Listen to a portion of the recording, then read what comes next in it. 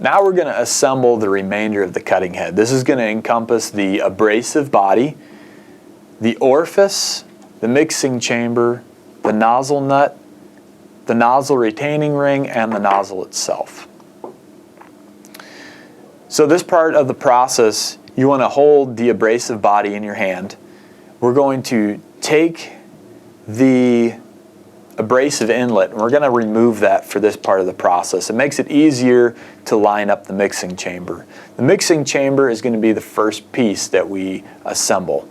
So what we're going to do is we're going to take the small side and we're going to put that up and we're going to slide it down inside of the abrasive body.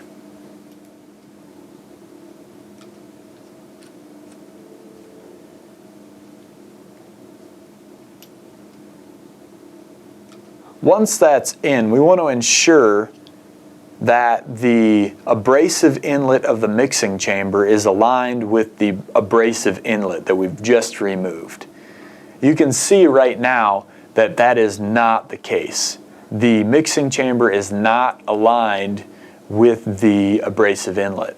So if we can see part of that, what we can do is we can gently turn that with an Allen key. And now our abrasive inlet for the mixing chamber is in line with the abrasive inlet that we've just removed. Next, what we're going to do is we're going to take the orifice, and we want to make sure, if it's a ruby orifice, that the brass bushing and the top side of the orifice is facing up. This will look a little bit different if you're using a diamond. This center section here would be out of stainless. The inside of the orifice is red for a ruby and it is white for a diamond. It's another indicator of what kind of orifice that you're using.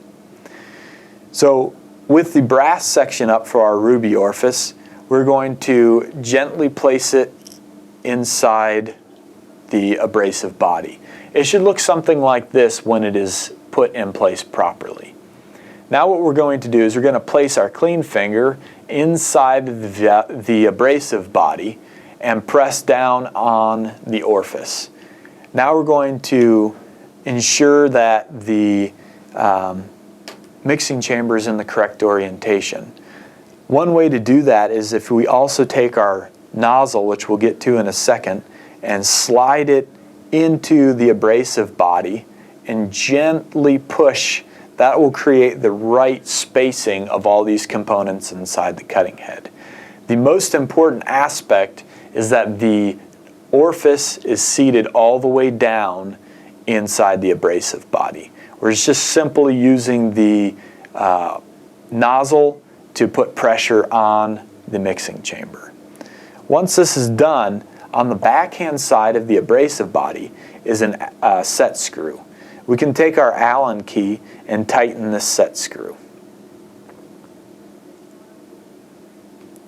Once that set screw is tightened, now we can verify that our mixing chamber is still in the correct orientation to the abrasive inlet and that the orifice is still setting all the way down inside the valve body, or down inside the abrasive body.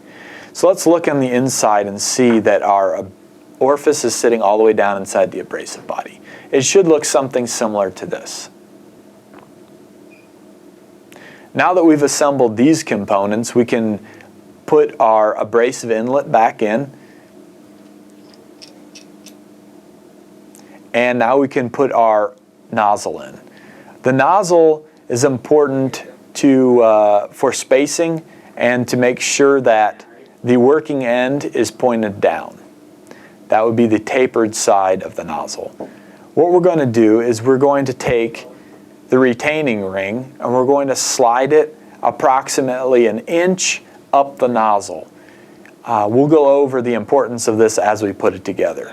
What we're going to do now is we're going to take the abrasive body and the nozzle. We're going to take the flat end of the nozzle and place it inside the abrasive body. What we're going to do now is we're going to take the nozzle nut, which looks like this. On the inside is threaded and also tapered to receive the nozzle retaining ring. We're going to gently slide the nozzle nut on the nozzle and gently apply pressure to the nozzle and the nozzle nut. Once the nozzle nut will not slide any farther, now we can tighten it by hand.